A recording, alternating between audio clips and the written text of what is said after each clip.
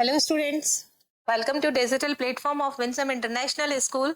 आज हम पढ़ेंगे क्लास 9 में चैप्टर 1 मैटर इन सराउंडिंग्स का part 2 characteristics of particles of matter and the physical state of matter. इसमें हम हमारा कंटेंट रहेगा characteristics of particles of matter. Particles of matter have space between them. Particles of matter are continuously moving. Particles of matter attract each other. Difference पढ़ेंगे हम solid, liquid and gas का। Now first characteristics of matter have space between them। इसमें देखिए, ये experiment हमने पिछली slides में भी किया था। दोनों का सेम ही रिजल्ट अलग अलग है लेकिन प्रैक्टिकल सेम है। इन्होंने क्या किया कि पहले किसी एक बेकर में वाटर लिया, उसका लेवल मेजर कर लिया, देन उसमें ऐड करेंगे हम सॉल्ट या शुगर। सॉल्ट कॉमन सॉल्ट जो होता है, ये क्या होता है, NaCl। एन चेंज करते हैं, कॉमन सॉल्ट क्या होगा, NaCl, sodium chloride. And table sugar जो हम खाने में काम में लेते हैं, इसको बोलते हैं सुक्रोज या केन शुगर, जिसका फॉर्मूला होता है C12H22O11। इसको भी हमने पिछले लेक्चर में पढ़ा था। सॉल्ट या शुगर इजीली डिसॉल्व हो जाता है वाटर में, इसलिए हम ये मटेरियल लेते हैं।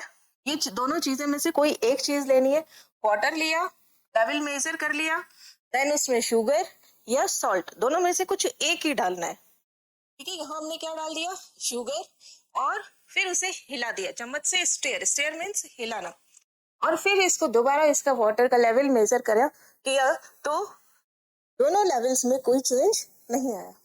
इससे क्या प्रूव हुआ कि ये शुगर कहाँ चला गया, वाटर पार्टिकल्स, ये जो दिख रहे हैं आपको वाटर पार्टिकल्स, इनके बीच में क्या है, स्पेस। और इससे ये भी प्रूव होता है कि मैटर जो होता है वो पार्टिकल्स से मिलकर बना होता है। तो दोनों चीजें एक ही प्रैक्टिकल से प्रूव होती है। शुगर ये क्या है, स्पेस बिटवीन वाटर मॉलिक्यूल्स। और यहाँ पे कौन चला गया, शुगर। ये देखिए, ये शुगर, ये ब्राउन से कलर के दिखाई दे रहे हैं, ये क्या है, शुगर पार्टिकल्स।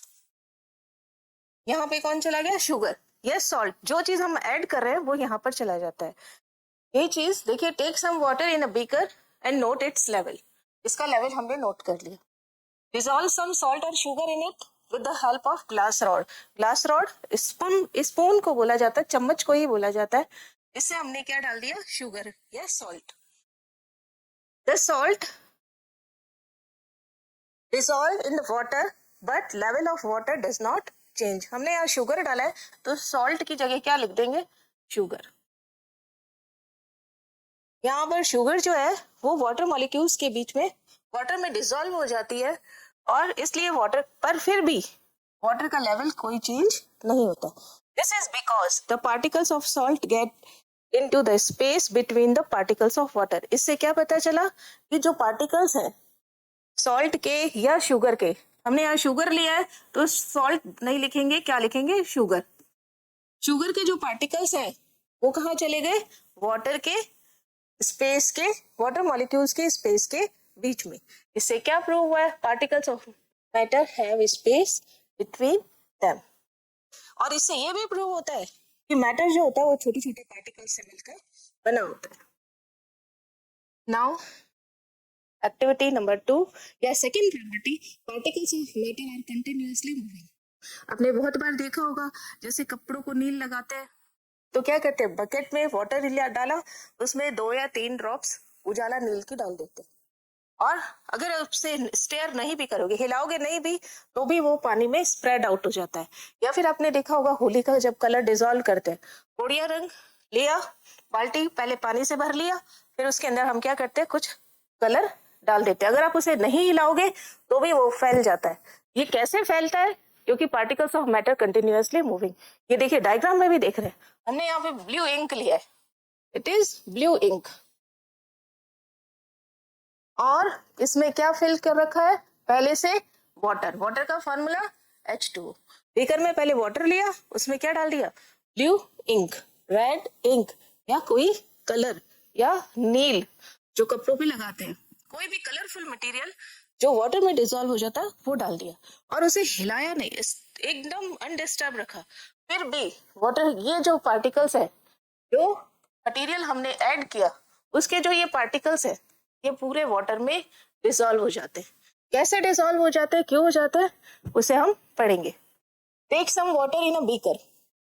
बीकर में हमने क्या लिया, ये बीकर, इसको क्या बोलते हैं, बीकर। कांच का बना हुआ होता है ये, ग्लास मटेरियल है, ताकि आपको दिखाई दे सके कि इसके अंदर क्या प्रोसेस हो रहा है। Take some water in a beaker, put a drop of blue और रेड इंक। कोई भी कलरफुल मटेरियल हम डाल सकते हैं। Slowly along the sides of the beaker, ऐसा नहीं उठाया खूब सारा ऐसे डाल दिया, थोड़ा सा ही डालना है ताकि आपको दिखाई दे सके, और किनारे से डालेंगे तो वाटर अनडिस्टर्ब रहेगा। Leave it undisturbed for a few hours. The ink spreads evenly throughout the water due to the movement of particles of water and ink. अब इंक और वाटर दोनों के पार्टिकल्स क्या कर रहे हैं, मूव कर रहे हैं। इन दोनों के मूवमेंट की वजह से ही इंक जो होती है वो स्प्रेड्स, फैल जाती है इवनली, समान रूप से, एक जैसा। पानी पूरा कलरफुल हो जाएगा, एक जैसा कलरफुल। इवनली मतलब जैसा आपको शुरू में दिखेगा वैसा ही लास्ट में। ऐसा नहीं है कि लास्ट में आपको काफी कलर, ज्यादा कलर दिख जाए, ज्यादा ब्लू कलर का दिख जाए और ऊपर से कम ब्लू इंक हो, ऐसा नहीं होगा। सब जगह एक जैसा ही पानी मिलेगा। अब इस टर्म को कुछ बोलते हैं, द इंटरमिक्सिंग ऑफ टू और more different type of matter on their own is called diffusion. Very important term. क्या है term, diffusion. The intermixing, intermixing मतलब मिलना, टू और more different types of matter, दो या इससे ज्यादा। हमारे पास दो कौन है, फर्स्ट वाटर और सेकंड कौन है, ब्लू इंक। अगर रेड इंक होती तो रेड इंक हो जाता। टू और more different type of matter, अलग अलग है ये, एक वाटर है एक इंक है। ऐसा जरूरी नहीं है कि सॉलिड हो, लिक्विड हो, गैस हो। आगे बताएंगे कि इसमें सॉलिड, लिक्विड, गैस में किस में ज्यादा डिफ्यूजन होता है। ऑन देयर ओन, अपने आप मिक्स हो रहे हो, तो इस प्रोसेस को क्या बोलते हैं, डिफ्यूजन। एक बहुत अच्छा एग्जांपल, अगर मंदिर में अगरबत्ती जलाओ तो देखो कि पूरा घर महक जाता है। क्यों, क्योंकि अगरबत्ती के पार्टिकल और एयर दोनों में क्या हो रही है, इंटरमिक्सिंग। जहां पे अगरबत्ती के पार्टिकल नहीं थे वहां पे चले गए, तो इसको क्या बोलते हैं, प्रोसेस को डिफ्यूजन। कहीं जाओ आप किसी के घर और उसने आपके लिए हलवा बना रखा हो, तो आप जाते ही कहोगे आज तो बहुत अच्छी खुशबू आ रही है। ये खुशबू कैसे आई, ये प्रोसेस कौन सा है, डिफ्यूजन। हलवा कहीं और बन रहा है, आपको खुशबू कहीं और आ रही है, इसका मतलब है डिफ्यूजन। आज तो पनीर की सब्जी बनाई है मम्मी ने, कैसे पता चला, डिफ्यूजन से, क्योंकि गैस के पार्टिकल्स और उस स्मेल के पार्टिकल्स, उनमें इंटरमिक्सिंग हो रही है, टू और more different type of matter. यानी कहीं आपको स्मेल आ रही है, चाहे वो अच्छी हो या बुरी हो, उनमें इंटरमिक्सिंग हो रही है, तो इसे क्या बोल दिया जाता है, डिफ्यूजन। अब देखिए यहाँ पर क्या बताया है, ये गैस के पार्टिकल्स है, ये गोल से इसमें बॉक्स के अंदर गैस के पार्टिकल बताए हुए। और गैस, जैसे कि आप जानते हो, ये गैस के पार्टिकल्स जो होते हैं वो रैंडमली, फ्रीली मूव करते हैं। तो देखिए ये लिखा हुआ है गैस मॉलिक्यूल्स, ये किसी कंटेनर में कहीं भी जा रहा है, सीधा कोई भी किसी भी डायरेक्शन में मूव कर सकता है। This process is known as, अगर डिफरेंट टाइप की गैसेस भी मिक्स हो रही है तो इसे भी क्या बोल दिया जाता है, डिफ्यूजन। कुछ इंपॉर्टेंट फैक्ट है डिफ्यूजन को लेकर के। क्या फैक्ट है कि particles of matter have kinetic energy because they are continuously moving. आपने पिछली साइड में देखा कि गैस के जो पार्टिकल्स है, ये कंटेनर, कंटेनर में आपने क्या डाला, ये क्या है, गैस पार्टिकल्स। ये गैस के पार्टिकल्स क्या हो रहे हैं, कंटिन्यूअसली मूव कर रहे हैं, इधर उधर किसी भी डायरेक्शन में मूव कर रहे हैं। कोई भी चीज मूव करती है तो उसमें कौन सी एनर्जी होगी, काइनेटिक एनर्जी। चलने के लिए कौन सी एनर्जी चाहिए, काइनेटिक एनर्जी। एक जगह पर ठहरने के लिए कौन सी एनर्जी चाहिए, पोटेंशियल एनर्जी। तो इन सबके पास में क्या है, काइनेटिक एनर्जी। जो जितना तेजी से मूव कर सकता है उसके पास काइनेटिक एनर्जी उतनी ही ज्यादा होती है, जो कम मूव करता है उसके पास काइनेटिक एनर्जी भी कम होती है। अब देखिए, particles of matter have kinetic energy because they are continuously moving. अब देखिए आपके चारों तरफ हवा है, हवा चल रही है, तो इसका मतलब इसके अंदर क्या है, kinetic energy. As temperature rises particles move faster. अगर आप कहीं पर गर्म हवा टेम्परेचर को राइज कर देंगे तो उसमें पार्टिकल्स तेजी से मूव करेंगे, यानी उसकी काइनेटिक एनर्जी भी ज्यादा होगी। क्या रिलेशन बता रहा है ये कि अगर कोई पार्टिकल है वो मूव कर रहा है,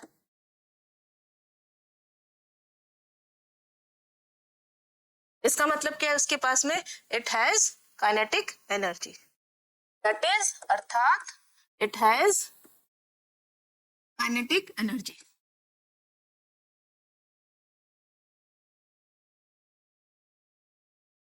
काइनेटिक एनर्जी को शॉर्ट में क्या बोलते हैं, के ई। हिंदी में बोलते हैं गतिज ऊर्जा।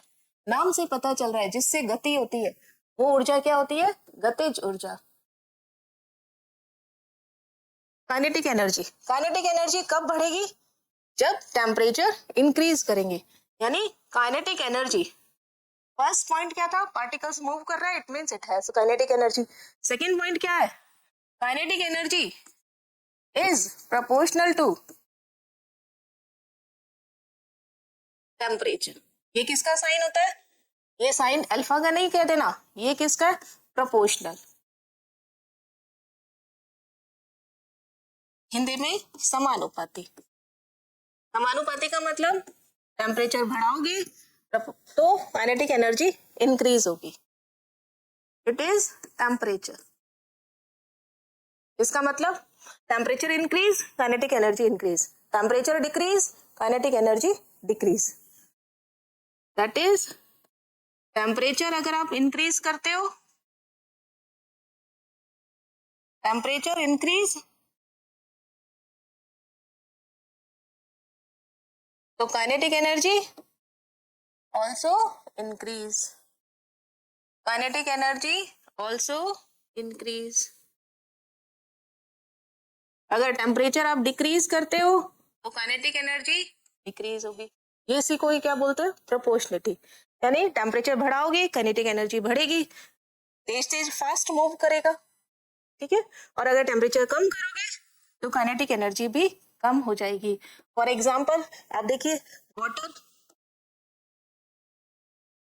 वाटर की सॉलिड फॉर्म क्या होती है, वाटर की सॉलिड फॉर्म क्या होती है, आइस। इसका टेम्परेचर क्या होता है, सबसे कम, तो इसके मॉलिक्यूल्स क्या होंगे, ऐसे पास पास, अलग पेन से बनाते। इसके मॉलिक्यूल्स क्या होंगे, आइस के मॉलिक्यूल्स पास पास। रूम टेम्परेचर पर आइस किस में कन्वर्ट हो जाएगी, स्लोली आइस किस में, ये क्या होगी, सॉलिड स्टेट। वाटर मॉलिक्यूल क्या है, बहुत ही ज्यादा पास पास, बिल्कुल हिल नहीं रहे हैं, तो काइनेटिक एनर्जी इसमें क्या है, लोएस्ट। मूव ही नहीं कर सक रहे, कहीं इधर उधर जा ही नहीं सक रहे। अब आप किसकी बात कर रहे हो, रूम टेम्परेचर। रूम टेम्परेचर हम कितना मानते हैं जनरली, हमेशा थ्योरेटिकल में हम कितना मानते हैं, 25 डिग्री सेंटीग्रेड। तो ये वाटर किस में कन्वर्ट हो गया, लिक्विड में। जब वाटर लिक्विड में कन्वर्ट हुआ तो आपने इसको क्या बोल दिया, वाटर। वाटर के अंदर मॉलिक्यूल्स क्या हो गए, पास पास या दूर दूर, कंपैरेटिवली इससे दूर दूर। जो हमारे पास थे उसके कंपैरिजन में इनके बीच में स्पेस क्या आ जाएगा, ज्यादा। तो ये कौन सी स्टेट बन गई, लिक्विड स्टेट। अब देखिए लिक्विड स्टेट है तो इट मीन्स इनके हिलने डुलने की जगह मिल गई, तो ये हिल सकते हैं, हिल सकते हैं यानी इनके पास क्या होगी, काइनेटिक एनर्जी। देखिए हिला सकते हैं हम, कोई इधर चला गया, रैंडमली मूव, है ना, इधर इधर ऊपर नीचे कहीं भी मूव कर सकता है, लेफ्ट राइट कहीं भी मूव किया जा सकता है। ये रह गया, तो जब ये क्या हो गया, मूव कर सकते हैं, किसके कंपैरिजन में, सॉलिड के कंपैरिजन में लिक्विड, इसकी काइनेटिक एनर्जी क्या हो गई, मॉडरेट, सॉलिड से ज्यादा। मोर देन, मॉडरेट मतलब मोर देन, बहुत ज्यादा नहीं, पर सॉलिड से ज्यादा होगी, क्योंकि इनको क्या मिल गया, स्पेस। नाउ अब हम बात करते हैं थोड़ी और टेम्परेचर को बढ़ाने की। अभी हमने बात किया रूम टेम्परेचर की, अब हम बात करते हैं 80 डिग्री सेंटीग्रेड टेम्परेचर या 100 degree centigrade temperature. 100 degree means ये क्या है, बॉइलिंग पॉइंट। जब बॉइलिंग पॉइंट होगा तब वाटर किस में कन्वर्ट हो जाएगा, गैस में। वाटर किस में कन्वर्ट हो जाएगा, H बड़ा, 2 उससे नीचे, छोटा लिखना है इससे नीचे, और O कौन सी स्टेट है, गैस, तो क्या लिख दिया, G। इस S का मीनिंग सॉलिड, इस L का मीनिंग लिक्विड, इस G का मीनिंग गैस। तो वाटर कैसा है, गैसियस स्टेट, इसको क्या बोल दिया जाता है, वाटर वेपर। अब बताइए वाटर वेपर के अंदर मॉलिक्यूल पार्टिकल्स जो होंगे वो और ज्यादा पास हो जाएंगे या दूर, ऑब्वियसली ज्यादा दूर हो जाएंगे। जब ज्यादा दूर हो जाएंगे तो इनको घूमने फिरने के लिए और भी ज्यादा स्पेस या आजादी मिल जाएगी, ये और भी ज्यादा तेजी से मूव करेंगे, क्योंकि आपने अभी देखा काइनेटिक एनर्जी किस बात पे डिपेंड करती है, टेम्परेचर। तो हम धीरे धीरे क्या कर रहे हैं, टेम्परेचर को इंक्रीज कर रहे हैं, तो स्पेस उनके बीच का क्या हो गया, बढ़ गया। जब स्पेस बढ़ गया तो इट मीन्स इसका मूवमेंट भी क्या हो गया, फास्ट। किसी एक डायरेक्शन में नहीं, किसी भी डायरेक्शन में ये मूव कर सकते हैं। ओके, एरो है ये। इट मीन्स ये कौन सी स्टेट बन गई, गैसियस स्टेट। तो इस गैसियस स्टेट के अंदर काइनेटिक एनर्जी आपके पास क्या रह गई, हाईएस्ट, सबसे ज्यादा। क्योंकि गैसियस स्टेट कब बनती है, जब टेम्परेचर बहुत ज्यादा हो। टेम्परेचर ज्यादा है तो मीन्स इंटरमॉलिक्यूलर स्पेस भी ज्यादा होगा, स्पेस ज्यादा होगा तो वो ज्यादा तेजी से चलेंगे, ज्यादा तेजी से चलेंगे मीन्स इनका काइनेटिक एनर्जी ज्यादा होगा। तो सॉलिड के अंदर काइनेटिक एनर्जी लोएस्ट, लिक्विड में kinetic energy moderate, means more than solid and less than gas. Gas के कंपैरिजन में क्या होगा, कम, और सॉलिड के कंपैरिजन में क्या हो गया, ज्यादा। जैसे जैसे टेम्परेचर हाई करेंगे लिक्विड स्टेट किस में कन्वर्ट होगी, गैसियस स्टेट में, और जब वो गैसियस स्टेट में कन्वर्ट होगी तो काइनेटिक एनर्जी और भी ज्यादा हो गई। थर्ड पॉइंट देखते हैं। Therefore we can say that rate of diffusion मतलब इंटरमिक्सिंग का पर सेकेंड क्या रहता है, इंक्रीज विद टेम्परेचर।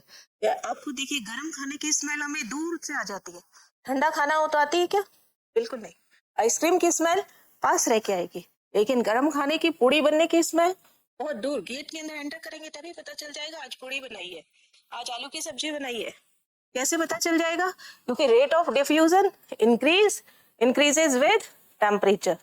तो थर्ड हमारा पॉइंट क्या हो जाएगा, rate of diffusion. Third point, rate of diffusion. Rate का मतलब होता है, कभी भी ध्यान रखना यहाँ पे रेट वर्ड आ जाए इसका मतलब है डिफ्यूजन पर यूनिट टाइम। इसका मीनिंग क्या होता है, डिफ्यूजन तो होना है, डिफ्यूजन का मतलब इंटरमिक्सिंग टू और more substance per unit time. Time क्या करना है, 1 सेकेंड, 1 मिनट, 1 आवर या 1 सेकेंड से भी कम टाइम। तो रेट ऑफ डिफ्यूजन का मीनिंग क्या हो गया, डिफ्यूजन अपॉन टाइम, कितना टाइम में कितनी इंटरमिक्सिंग हो रही है। ये किस पर डिपेंड करता है, टेम्परेचर पर। टेम्परेचर किस पर डिपेंड कर, कौन डिपेंड करता है, काइनेटिक एनर्जी। अल्टीमेट हम क्या कह सकते हैं, टेम्परेचर इंक्रीज करने से काइनेटिक एनर्जी इंक्रीज होगी और काइनेटिक एनर्जी इंक्रीज होने से रेट ऑफ डिफ्यूजन इंक्रीज होगा। It means that is temperature increase मतलब बढ़ाना। 0 से हमने क्या किया, रूम टेम्परेचर 25 डिग्री सेंटीग्रेड, 25 से क्या किया 100 डिग्री सेंटीग्रेड, तो काइनेटिक एनर्जी क्या हो जाएगी, then kinetic energy also increase. और काइनेटिक एनर्जी इंक्रीज हो गई तो इसका मतलब डिफ्यूजन का रेट भी इंक्रीज हो जाएगा। रेट ऑफ डिफ्यूजन क्या होगा, इंक्रीज। अगर मैं इसकी उल्टी बात करूं, इसका उल्टा क्या करना है हमें, अगर टेम्परेचर कम किया, कम किया तो हम कौन सी स्टेट की तरफ आ रहे हैं? गैस से सॉलिड की तरफ। गैस से सॉलिड की तरफ आ रहे हैं तो इंटरमॉलिक्यूलर स्पेस क्या हो जाएगा? कम। तो इसका मतलब काइनेटिक एनर्जी क्या हो जाएगी उसके पास? कम। काइनेटिक एनर्जी कम हो गई तो रेट ऑफ डिफ्यूजन भी क्या हो गया? कम। इसलिए हमें गर्म खाने की स्मेल बाहर तक आ जाती है और ठंडे खाने की स्मेल नहीं आती। ठीक है, नेक्स्ट हो गया। तो ये रेट ऑफ डिफ्यूजन का एक एग्जांपल प्रैक्टिकली देखते हैं। हमने क्या किया, दो वाटर लिया, दो बीकर लिया, एक में क्या डाल दिया हमने? Cold water. इसमें क्या डाल दिया? Cold water. और इसमें क्या डाल दिया? हॉट वाटर, गर्म पानी डाल दिया।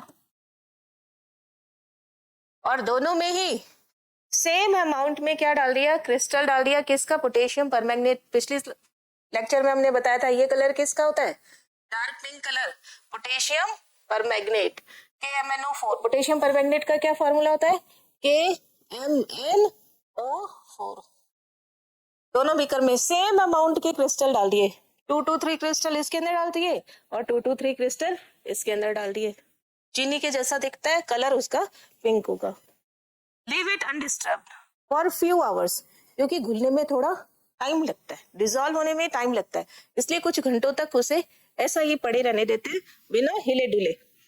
अब देखते हैं हम, हॉट वाटर तो पूरा ही एक जैसा हो गया और ये अभी तक कुछ पड़ा है, वाटर जैसा दिख रहा है। इसमें हमें बहुत ही रेट क्या है? बहुत ही कम। That rate of diffusion is fast in hot water and slow in cold water. इससे हमने क्या निष्कर्ष निकाला कि rate of diffusion increases with temperature. Temperature बढ़ाने पर रेट ऑफ डिफ्यूजन बढ़ेगा, ये हमने निष्कर्ष निकाला। यानी इसका रेट ऑफ डिफ्यूजन क्या होगा? हॉट वाटर में रेट ऑफ डिफ्यूजन क्या होगा? High.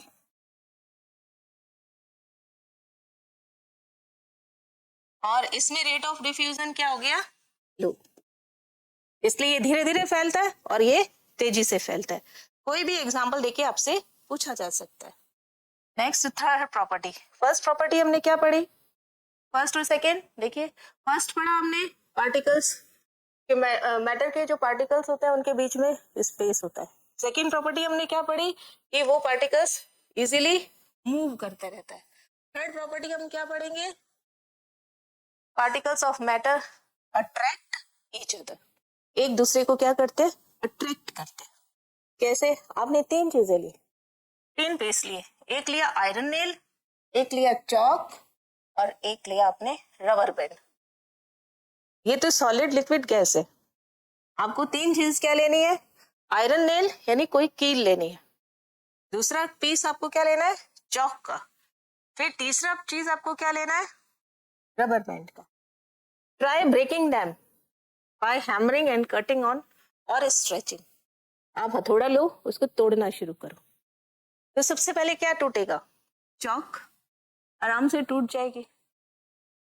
Cut iron nail, hammer के तीखी चीज लगा करके उसको भी कट किया हमने।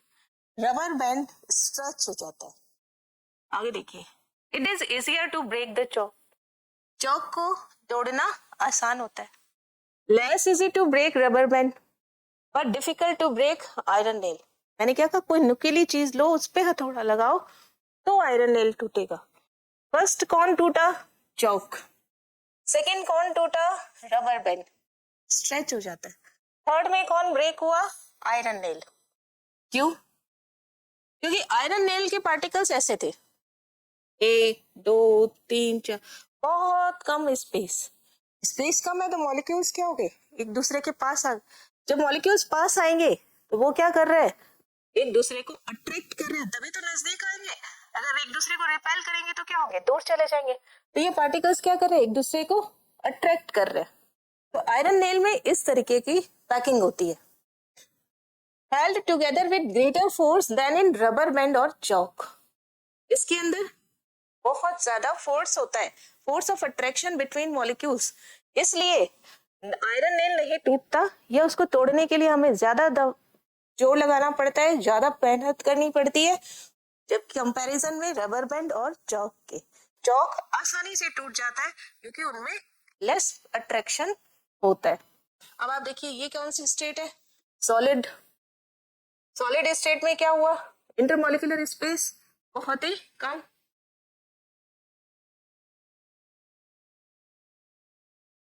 सॉलिड स्टेट जितना नजदीक आप बना सकते हैं उतना नजदीक बनाएंगे। नजदीक बनाने का मतलब है कि इनके बीच में जगह बहुत ही कम है। अगर आपसे कहा जाए आप एकदम सट के बैठिए, पास पास बैठिए, बिल्कुल भी जगह नहीं होनी चाहिए, आप क्या करेंगे, एक दूसरे को कस के पकड़ सकते हैं ऐसे, हैंड एक हैंड दूसरा हैंड से पकड़ के ऐसे बैठ जाएंगे। तो ये क्या होता है, यहाँ पर कौन सी स्टेट हो जाती है, देखिए इंटरमोलिकुलर स्पेस क्या हो, थोड़ा थोड़ा सा रह जाता है। ये ऐसा नहीं है कि बिल्कुल ही खत्म हो गया, बिल्कुल खत्म नहीं होता है, कभी भी नहीं होगा, थोड़ा बहुत इंटरमोलिकुलर स्पेस रहता ही है। ये रेड कलर से जो बनाया है वो क्या है, इंटर पार्टिकल या मॉलिक्यूलर। अब जरूरी नहीं है ना मॉलिक्यूल हो सकता है कि कोई एटम हो, एटम्स का ग्रुप हो, पास पास है।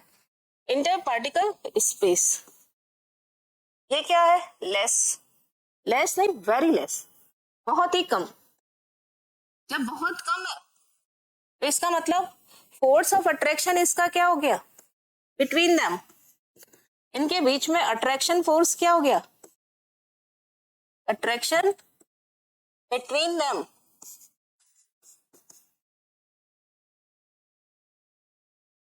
हाई। काइनेटिक एनर्जी आपने ऑलरेडी पढ़ लिया, स्पेस कम है तो काइनेटिक एनर्जी भी क्या होगी, कम। इसलिए ऐसी स्टेट क्या कहलाती है, सॉलिड स्टेट। ये कौन सी हो गई, सॉलिड स्टेट। अभी देखेंगे हम सॉलिड लिक्विड गैस तीनों में डिफरेंस, तब ये फिर से आएगा। नेक्स्ट देखिए, अब थोड़ा थोड़ा डिस्टेंस कर देंगे, पार्टिकल्स के बीच में क्या किया, थोड़ा गैप कर दिया, कंपैरेटिवली सॉलिड थोड़ा ज्यादा होगा और गैस के कंपैरिजन में क्या हो गया, कम। अब देखिए यहाँ पे इंटरमॉलिक्यूलर स्पेस क्या है, ये सारी चीज जो है वो क्या है, इंटरमॉलिक्यूलर स्पेस। ये जो रेड रेड जगह है, ये खाली जगह, इन गोलों के बाहर जो खाली जगह बच रही है वो सब क्या है, इंटरमॉलिक्यूलर स्पेस है। ये इतना बनेगा नहीं पूरा पे, तो ये क्या हो गया, इंटरमॉलिक्यूलर स्पेस या इंटर पार्टिकल स्पेस। अब क्या हुआ, कंपैरेटिवली मोर, है ना, इसके कम वेरी लेस की जगह क्या कर देंगे, लेस। तो जब पार्टिकल के बीच में स्पेस तो बहुत कम नहीं होके थोड़ा सा है, कम हुआ है, तो फोर्स ऑफ अट्रैक्शन इसको ऐसे लिख दो, मोर देन सॉलिड, मोर देन सॉलिड ज्यादा सही रहेगा। तो फोर्स ऑफ अट्रैक्शन क्या हो जाएगा, लेस देन सॉलिड। कौन सी स्टेट हो गई, लिक्विड स्टेट। अभी काइनेटिक एनर्जी में हमने बताया ही था, ये कौन सी स्टेट हो गई, लिक्विड स्टेट। नेक्स्ट कौन सी आ जाएगी, गैशियस। अब देखो उतने दूर दूर,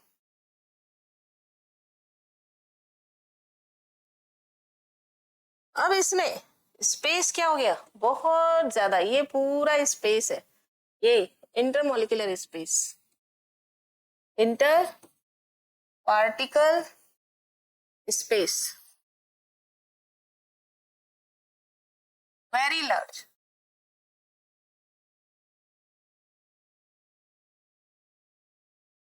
मोर देन लिक्विड, हाईएस्ट हो जाता है।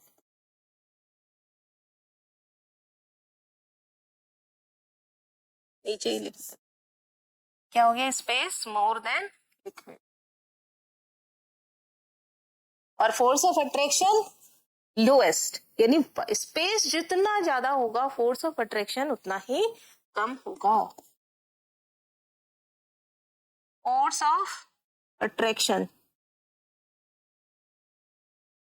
क्या हो गया, लोएस्ट। कौन सी स्टेट हो गई ये, गैशियस स्टेट।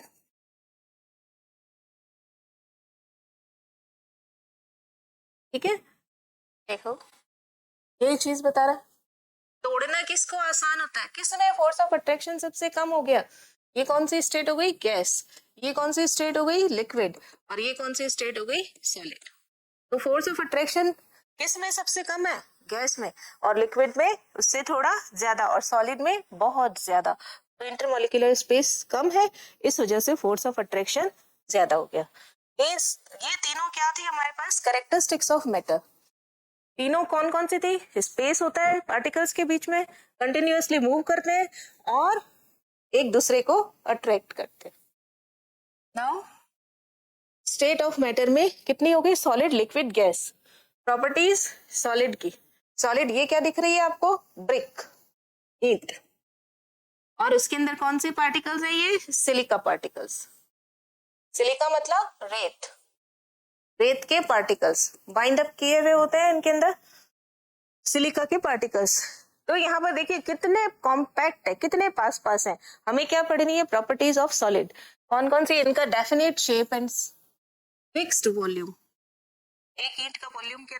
फिक्स। आपसे पूछा अगर किसी ने घर बनवाया हो, या घर बन रहा हो किसी का, बनवाओगे तो अभी नहीं, अगर किसी ने देखा हो तो आपने कहते कि एक कमरा बनाना है, इस बाई इतने बाई इतने का है, एक ईंट का वॉल्यूम इतना है, तो बताइए कितने ईंटें लगेगी?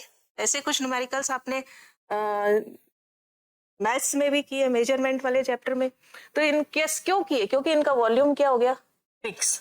हम एक ब्रिक का वॉल्यूम दे करके पूरे कमरे का वॉल्यूम निकाल करके number of BRICS find out कर सकते हैं। डेफिनेट शेप, जैसे ही ब्रिक नाम लिया आपके दिमाग में एकदम क्लियर पिक्चर आ जाएगी। अब चेयर बोल रही हूँ तो आपके दिमाग में एकदम क्लियर पिक्चर आएगी कि ये चेयर है। आपको मोबाइल बोल रही हूँ, आपके दिमाग में एकदम क्लियर पिक्चर आएगी कि ये मोबाइल है। तो उसका शेप क्या होता है? फिक्स। अगर मैंने ग्लास बोला है तो आपके दिमाग में ग्लास की ही पिक्चर आएगी, किसी और की नहीं आएगी, क्योंकि इसका सॉलिड का डेफिनेट शेप होता है और फिक्स्ड वॉल्यूम होता है। वॉल्यूम, डेफिनेट शेप और फिक्स वॉल्यूम। इसीलिए ये क्या होता है? रिजिडिटी। इनमें रिजिडिटी होती है क्योंकि ये अपनी शेप चेंज नहीं करते। Space between the particles minimum. अभी देखा हमने फोर्स ऑफ अट्रैक्शन मैक्सिमम। तो मूवमेंट, काइनेटिक एनर्जी क्या होती है इनमें? मिनिमम। Least compressible. कंप्रेसिबल मतलब दबने की प्रवृत्ति। जब स्पेस ही नहीं है तो दबेगा कैसे? नहीं दबेगा। लीस्ट कंप्रेसिबल होता है। Rate of diffusion, very important. Rate of diffusion किस पर डिपेंड करती है? काइनेटिक एनर्जी, टेम्परेचर पर। टेम्परेचर से क्या इंक्रीज होता है? Kinetic energy. काइनेटिक एनर्जी कब इंक्रीज होगी? जब स्पेस होगा। अब इसमें तो स्पेस ही नहीं है तो मॉलिक्यूल्स के बीच में, तो रेट ऑफ डिफ्यूजन क्या हो गया? सबसे कम, लीस्ट होता है। सॉलिड में रेट ऑफ डिफ्यूजन सबसे कम। But are definite shape and volume, space minimum, force of attraction maximum, movement means kinetic energy minimum, compressible least, rate of diffusion least. एक और चीज बताते हैं आपको, डेंसिटी। डेंसिटी क्या होता है? नेक्स्ट पेज पे ही बताते हैं। Density, density mass upon volume, mass upon volume. अब देखिए वॉल्यूम क्या होता है? कोई कितनी जगह घेरता है। अगर पार्टिकल्स पास पास पास पास आ गए तो वॉल्यूम क्या हो गया? कम। अगर पार्टिकल्स दूर रहेंगे तो वॉल्यूम क्या हो गया? ज्यादा। मास को कांस्टेंट कर देते हैं हम, वॉल्यूम बढ़ाएंगे तो डेंसिटी बढ़ेगी या घटेगी? अपॉन में है ना। तो डेंसिटी किस पर डिपेंड करती है? मास पर भी और वॉल्यूम पर भी। प्रोपोर्शनल टू क्या हो गया? मास। डेंसिटी इनवर्सली प्रोपोर्शनल टू क्या हो गया? वॉल्यूम। इसका मतलब क्या है? अगर आपका मास बढ़ेगा, दैट इज अगर मास इंक्रीज हुआ, मास अगर इंक्रीज होगा तो डेंसिटी भी इंक्रीज होगी, क्योंकि प्रोपोर्शनलिटी का साइन है। अगर मास डिक्रीज होगा, कम होगा, तो डेंसिटी भी कम होगी। अगर मास कम होगा तो डेंसिटी भी क्या होगी? कम होगी। नेक्स्ट देखिए, ये वॉल्यूम। अगर मैं इसका क्या मीनिंग है? अगर वॉल्यूम बढ़ा दिया, वॉल्यूम कैसे बढ़ेगा? इंटरमोलिकुलर स्पेस जब बढ़ जाएगा। वॉल्यूम अगर मैंने इंक्रीज कर दिया तो डेंसिटी क्या हो गई, कम हो रही है ना, 1/A। इसको बोलते हैं प्रोपोर्शनल टू 1/वॉल्यूम। जब ऐसी कंडीशन होती है ना तो उल्टा रिलेशन होता है। उल्टा रिलेशन मतलब एक चीज बढ़ेगी तो दूसरी चीज कम होगी। वॉल्यूम इंक्रीज तो डेंसिटी क्या हो गई, डिक्रीज। अगर वॉल्यूम मैंने कम कर दिया तो डेंसिटी क्या हो जाएगी, इंक्रीज। ओके, तो डेंसिटी और मास अपॉन वॉल्यूम। अब वॉल्यूम किसका सबसे कम है, सॉलिड, लिक्विड, गैस में सॉलिड का वॉल्यूम सबसे कम है क्योंकि स्पेस के उनके बीच का बहुत ही कम। तो डेंसिटी इसकी क्या होती है, सॉलिड की मैक्सिमम। वॉल्यूम क्या होता है इसका, मिनिमम होता है, इसलिए डेंसिटी मिनिमम। सो डेंसिटी क्या हो गई इसकी, डेंसिटी ऑफ सॉलिड, उल्टा रिलेशन है ना, मैक्सिमम। ओके, नाउ आगे देखते हैं next properties of liquid. Liquid में क्या हो गया, शेप कोई भी फिक्स नहीं होता। शेप फिक्स नहीं है, यानी जिस गिलास में डालोगे तो गिलास जैसा शेप, लोटे में डालोगे पानी तो लोटे जैसा शेप, बोतल में डालोगे, देखिए बोतल में, तो बोतल जैसा शेप आ जाएगा। जिस चीज में जमीन पे फैल गया तो जमीन एकदम पूरा लेयर जैसा हो जाएगा। तो कोई भी डेफिनेट शेप नहीं होता है, बट हैव फिक्स्ड वॉल्यूम। आप हमेशा कहते 2 किलो दूध ले आओ, वो थैली में डाल देगा तो थैली जैसा, ये अगर आप बर्नी में लेके आओगे तो बर्नी जैसा, किसी भी कंटेनर और में लेके आओ तो उस जैसा हो जाता है। तो वॉल्यूम उसका फिक्स्ड होगा। 2 लीटर तो मतलब 2 ही लीटर, अगर 3 लीटर तो 3 ही लीटर, वो किसी बर्तन में 3 ही लीटर रहेगा। लेकिन शेप उसका फिक्स नहीं है, वो शेप किसका ले लेता है, the shape of the container. Space between particles क्या हो गया, इंटरमीडिएट। इंटरमीडिएट का मतलब सॉलिड से ज्यादा और गैस से कम, दोनों के बीच का। फोर्स ऑफ अट्रैक्शन भी इंटरमीडिएट। पार्टिकल्स जब दूर दूर होंगे तो अट्रैक्शन कम हो जाएगा, गैस के कंपैरिजन में ज्यादा और सॉलिड के कंपैरिजन में कम। मूवमेंट भी intermediate, less compressible, rate of diffusion more than solid. देखिए स्पेस भी मोर देन सॉलिड, मोर देन सॉलिड।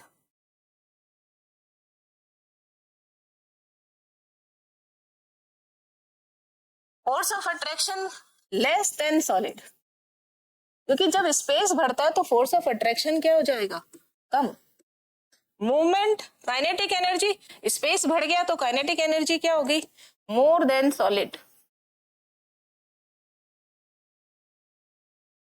कंप्रेसिबल क्या हो गया, ये भी मोर देन सॉलिड। और रेट ऑफ डिफ्यूजन लिखा हुआ है मोर देन सॉलिड। अब डेंसिटी, डेंसिटी की अगर बात करें, वॉल्यूम क्या हो गया, कंपैरेटिवली ज्यादा, क्योंकि स्पेस बढ़ गया, तो डेंसिटी क्या होगी इसकी, less than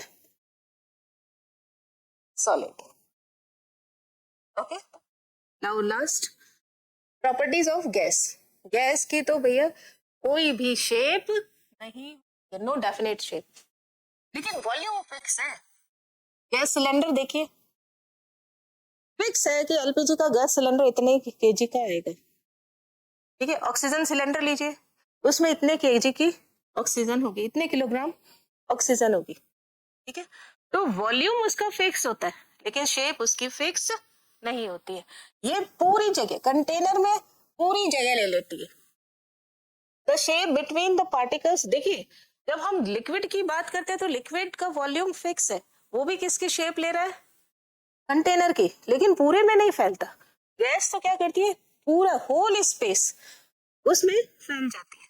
the space between the particle maximum, force of attraction minimum, movement of particles maximum, most compressible. LPG का सिलेंडर जितने केजी का आता है उसको हम थोड़ा सा और कम सिलेंडर के अंदर डाल सकते हैं। Rate of diffusion more than solid and liquid. Diffusion की प्रॉपर्टी गैस की होती है, लिक्विड में डिफ्यूजन बहुत ही कम, ना के बराबर होता है। कलरफुल सब्सटेंस में, लिक्विड्स में डिफ्यूजन होगा, सॉलिड में कभी भी डिफ्यूजन नहीं होता। अब डेंसिटी की बात करें तो डेंसिटी तो क्या हो गया, inversely proportional to volume.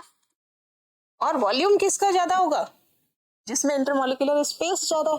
Intermolecular space देखिए, स्पेस बिटवीन पार्टिकल्स मैक्सिमम है, इसलिए इसकी डेंसिटी क्या होगी, minimum. Density of gas minimum. Okay,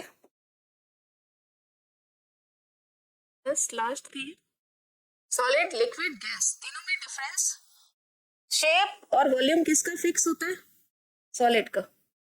solid का क्या है, सॉलिड में क्या हो गया, शेप एंड वॉल्यूम दोनों फिक्स। शेप एंड वॉल्यूम क्या हो गए, फिक्स।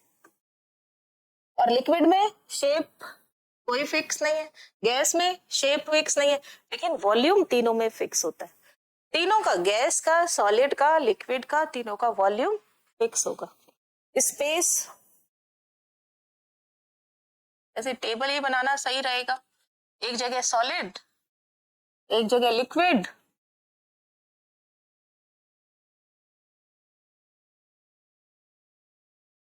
और एक जगह गैस। और यहां हम क्या लिख लेते हैं, प्रॉपर्टी।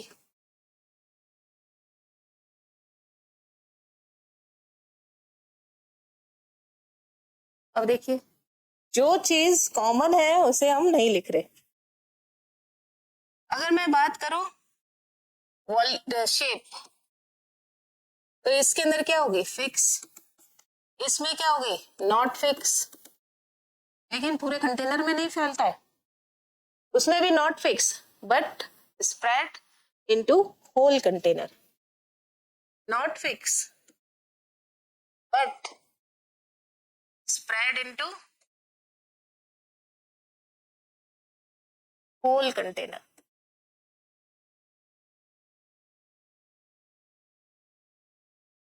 सेकंड देखिए,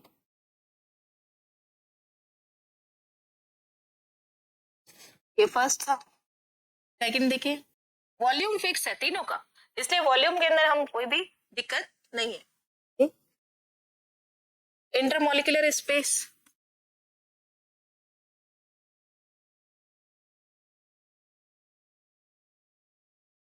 किसमें सबसे ज्यादा होगा इंटरमॉलिक्यूलर स्पेस, सॉलिड में, गैस में या लिक्विड में, हाईएस्ट किस में होगा, गैस में। इसमें क्या होगा, मॉडरेट। और सॉलिड में क्या हो गया, lowest. Third point, force of attraction.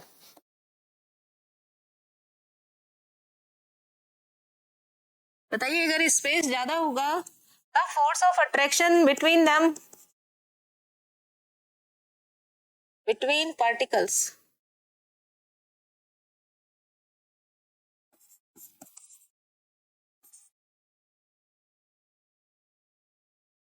इसके अंदर सबसे ज्यादा होगा फोर्स ऑफ अट्रैक्शन, जिसमें स्पेस ज्यादा होगा उसमें, या जिसमें स्पेस मिनिमम होगा, मिनिमम वाले में फोर्स ऑफ अट्रैक्शन क्या होता है, हाईएस्ट। और इसमें क्या रहेगा, मॉडरेट। और इसमें क्या रहेगा, मिनिमम। इसलिए सॉलिड रिजिड होता है, लेस कंप्रेसिबल होता है, डेंसिटी मैक्सिमम होती है। तीन बातें बताइए सॉलिड के लिए। आज हमने पढ़ा कैरेक्टरिस्टिक्स ऑफ मैटर के बारे में, सॉलिड, लिक्विड एंड गैस के डिफरेंसेस के बारे में। नेक्स्ट क्लास में इसे आगे का पढ़ेंगे। Thank you so much.